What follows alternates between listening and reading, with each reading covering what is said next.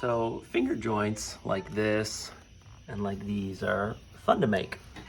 And if you have woodworking friends, they might even be impressed if you do that kind of thing on something as unimportant as a sander cabinet that you let your kids paint the side of. But what I want to encourage you to think about is to, and this is a lesson I had to learn, it has a little bit to do with one's pride, and that is to consider your customer. And when I got into woodworking, I was watching YouTube videos by Matthias Wandel and Frank Howarth and John Heitz. And I loved what they were doing. I mean, it was inspiring and exciting, and I loved the technical nature of it and the precision. And then I started building my woodworking shop here at my house, and I wanted to build things with no screws and dovetails and all of this stuff. And I bought some tools to do fine woodworking, and what I had to come to grips with is who my customer was. My customer mostly was my wife and children, and sometimes myself. And I had to decide, am I gonna make an item to impress my woodworking buddies? And there's only really two of those anyway.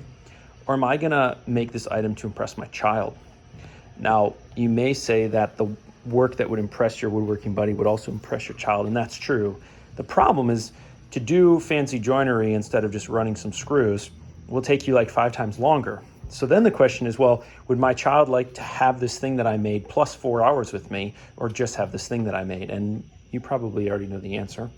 And so I was disassembling our slip and slide in the back, and I have all these landscape timbers and some boards that I actually got for free some years ago to build the slip and slide. And I decided, you know what, my kids are frustrated with leaning their bikes up against things and them falling, so I'm gonna build my kids some bike racks. And these are extremely crude. I mean, all I did was dado some slots in here, squirt some glue in here, run 2 screws from the bottom side. And the irony is that my wife came out, was super excited, and thought it was so great that I did that for the kids. The kids came out, big eyes, and the other thing that they immediately said is, you know, can we paint them? And so I'm gonna let them paint them whatever color they want with their own spray paint. And that's part of the reason why, in some ways, I'm no longer a woodworker who uses, you know, high quality wood and beautiful finishes and tight joinery. It's not that I don't. I recently made a chest clock for my mom, and I did dovetails, and it was beautiful. But by and large, I'm something like a cabinet maker. You know, it needs to be plumb straight and true. It needs to be functional. But when your customer is a group of kids, they don't care what kind of joints you used.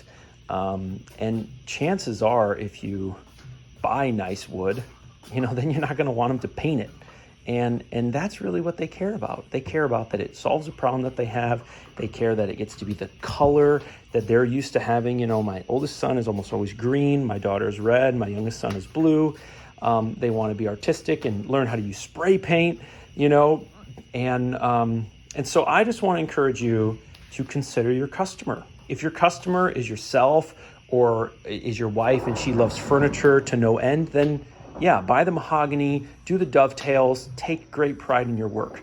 But if you're taking pride in your work for yourself or for your buddies, and you're passing it off as, well, I'm making this for the kids and I want them to know what craftsmanship looks like and all of that, I think for most people that's more of an excuse than anything. And there will come a time when you can do some really high, fine craftsman stuff with your kids when they're maybe in their teens, and you can get shavings off the hand plane down to, you know, 1/1000th of an inch or whatever, and that's fun.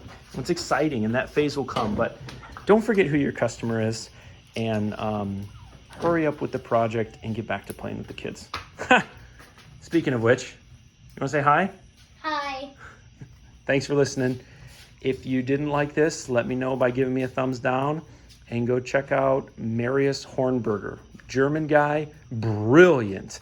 And right now his customer is himself. And so he makes absolutely amazing, exquisite things. I'm extremely, I really admire that guy.